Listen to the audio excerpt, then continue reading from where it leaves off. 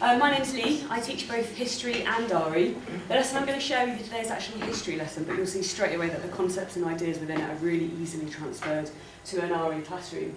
Earlier this year I read a fantastic blog post by Learning Spy on Twitter. He was talking about the importance of oracy and quality talk as a way of really genuinely developing students cognitively.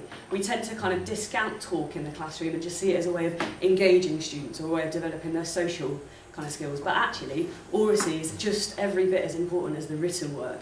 So I'm hoping that the technique that I'm going to show you today, which is actually a Phil Beadle idea, will demonstrate to you that actually talking will improve their understanding of key concepts, their understanding of how they link together, and the quality of their writing overall. So I got learning walks last year and tweeted about it while I used this, and SLT's reaction as they walked in onto my learning walk was pretty much the same as Sam's. And to this day, I actually think that my 140 response to Sam Freeman's question is pretty much the most succinct summary of what an argument tunnel really is. But I'll show you a video anyway. This is my Year 7 class at my old school at the end of last year.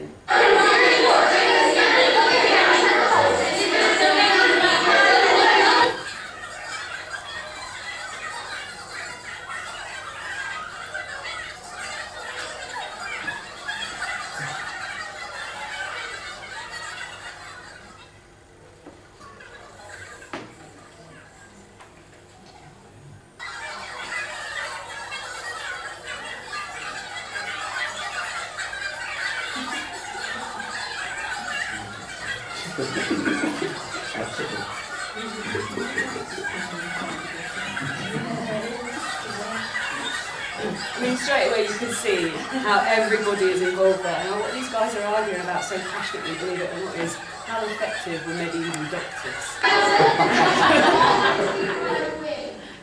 So what I'd like to do today is I want to talk you through, the tunnel itself is actually quite simple. My SL2's reaction was exactly the same as Sam's, and my response to them when I had to justify what they did, the chaos that they just walked in, it's the bookmarking and the context of that particular activity that makes it work or not. So how those lessons for me always start and how they always finish is like this. Believe it or not, that is what the classroom looks like at the start of the lesson, that's what the classroom looks like at the end of the lesson. How that particular lesson started, the previous lesson we'd looked at the sort of things that medieval doctors did, so getting the basic knowledge together. And the starter in the lesson was to match up arguments for medieval doctors being effective to arguments kind of saying that they weren't. And I gave them a list of evaluation connectives. We've been using kind of solo-based connectives throughout the year, and I wanted them to use these critique and evaluate style connectives to match up the different arguments. This is absolutely crucial because otherwise it's not really a debate, it's just kids kind of shouting at each other with really random points. Then I got them to just sum up their answer to the question, how effective are medieval doctors, at the very start of the lesson. So this is Jack, you can see he's got some basic knowledge, but it's very disjointed at the moment. No further input from me, just the argument tunnel, and that's what he wrote at the end of the lesson. You can see straight away the quality of the connectives. It's a massive leap in the space of about 35 minutes. Nothing further from me whatsoever, other than every now and then I had to raise my hand to make them be quiet. It's a really, really effective way. This is Emily, she's working at a slightly higher level than Jack. You can see her first response, a bit more sophisticated. End of the lesson, she's really, really come on there. She's making quite distinct leaps in her understanding and her connection of the same key concepts. I don't think she's got any more knowledge, she's just linking them together more effectively and structuring her argument more effectively. I've just found it remarkable. This is my students getting their room back in one shape at the end of the lesson. It took them 3 minutes, that was their second time of an argument tunnel. You've got to be disciplined, you've got to give very clear instructions, you can't just leave them to get on with it. The first time you try it will probably go horribly wrong.